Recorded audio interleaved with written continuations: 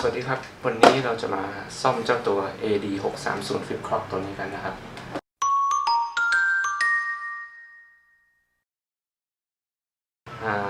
ปัญหาของมันก็คือวันที่กับวันไม่ผิดนะครับวิธีการซ่อมคือเราจะมาล้างแผ่นปริ้นข้างในนะครับอุปกรณ์ที่จะต้องใช้ก็มีดังนี้นะครับ1ไขควง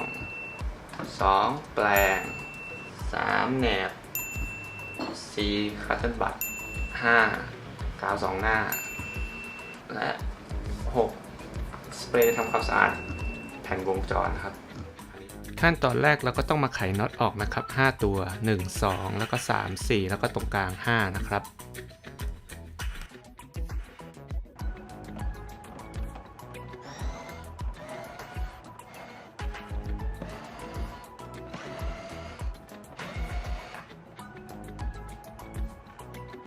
ขั้นตอนต่อไปเป็นการเปิดฝาหลังนะครับเราค่อยๆเปิดฝาหลังเอากล่องตัวเลขออกครับแล้วค่อยๆยกฝาหลัง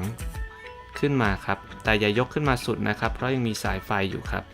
แล้วค่อยๆเอามือล้วงเข้าไปนะครับเอามือล้วงสายไฟแล้วค่อยๆดึงออกมาตรงๆครับตอนนี้เราก็ได้ทำการแยกส่วนหน้ากับส่วนหลังออกเรียบร้อยแล้วนะครับขั้นตอนต่อไปคือการเอาแหนบหรือว่าไขควงงัดไอตัวล็อกสายไฟออกครับจะมีอยู่ประมาณ3ตัวครับ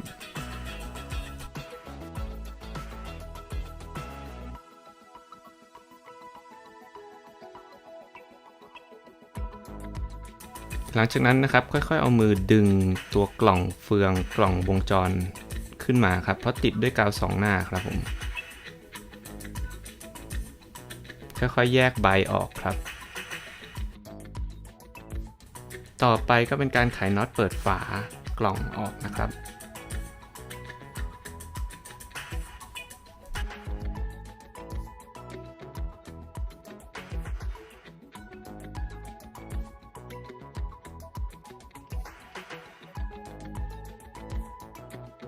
พอไขน็อต4ตัวออกเสร็จแล้วเราก็ค่อยๆเปิดฝา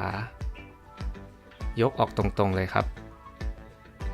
ก็จะเห็นมีเฟืองกับมอเตอร์อยู่ครับเราก็ค่อยๆแยกเฟืองออกทีละตัวครับ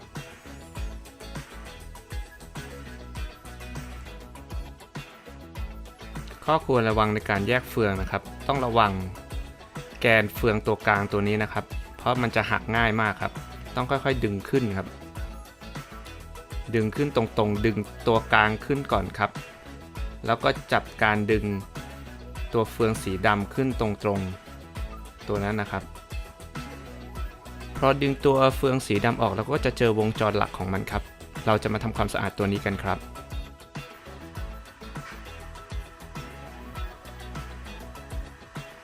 ต่อไปนะครับเราก็จะแยกออกมาทั้งหมดเลยก็ได้นะครับหรือว่าเอาเฉพาะตัวเฟืองตัวสีขาวออกมันก็จะง่ายต่อการทำความสะอาดครับก็ใช้คัตเติ้ลบัดครับกับสเปรย์ทำความสะอาดครับทำความสะอาดแผ่นปริ้นครับแผ่นวงจรฉีดลงไปเลยครับฉีดเข้ามอเตอร์ไปด้วยนะครับบางทีมอเตอร์ชอบติดก็ฉีดเข้าไปได้ครับแล้วก็ใช้คัตเติ้ลบัดเนี่ยแหละครับหรือไม่ก็แปรงก็ได้ครับถูไปตรงวงจรเนี่ยครับให้ขี้ดำๆมันออกให้หมดครับ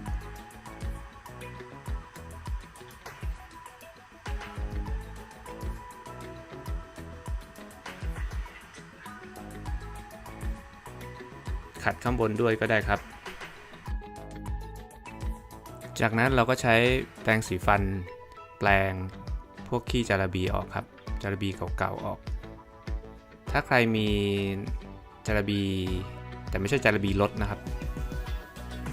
จาระบีของพวกรถทามิยาพวกเอาไว้หยอดเฟืองรถทามิยาอะไรพวกนี้ก็มาทาเฟืองได้ครับทำความสะอาดให้ทั่วครับ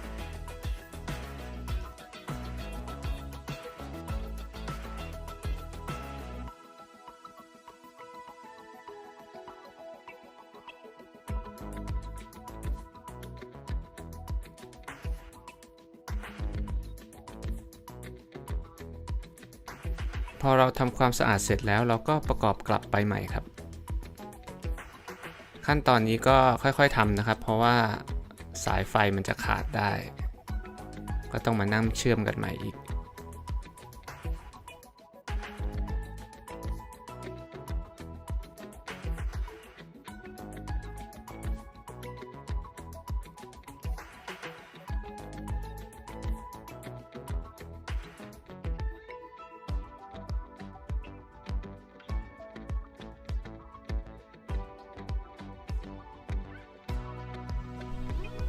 ปกติแล้วพอใส่จักรสีดำกลับไปแล้วจะได้ยินเสียงมอเตอร์ของกล่องเฟืองอีกกล่องหนึ่งทำงานนะครับถ้าเราใส่ฐานและเปิดสวิตช์อยู่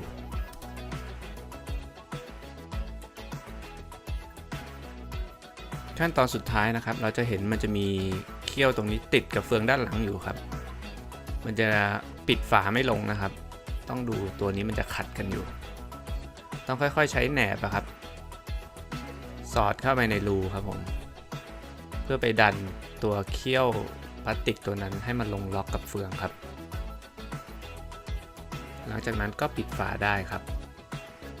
ใส่น็อตกลับไป4ตัวเหมือนเดิม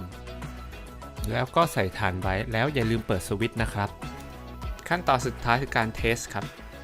เราใช้แหนบเนี่ยครับจี้ไปนะครับตามที่ผมทำให้ดูเนี่ยแหละครับมันจะมีเสียงมอเตอร์วิ่งครับถ่ายว่าสำเร็จหลังจากนั้นก็ใช้กาว2 หน้าครับแปะกล่องกลับไปเหมือนเดิมแล้วก็ใส่ตัวล็อกสายกลับไปเหมือนเดิมครับเท่านี้ก็เสร็จเรียบร้อยแล้วครับ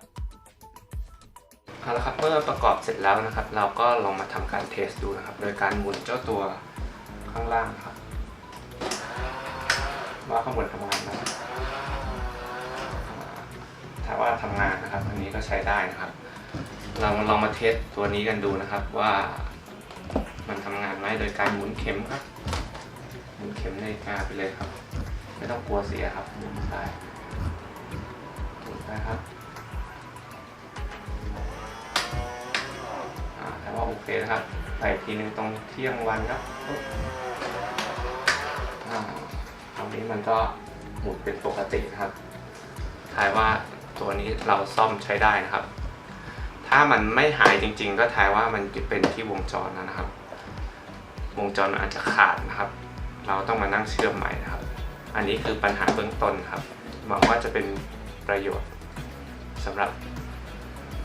คนที่มีปัญหาเรื่องในการตัวนี้อยู่นะครับคุณลูกค้าสามารถเลือกชมสินค้าเพิ่มเติมได้ที่เว็บไซต์ iamclock.com หรือติดตามข่าวสารของ iamclock Store ได้ทาง Facebook Fanpage นะครับ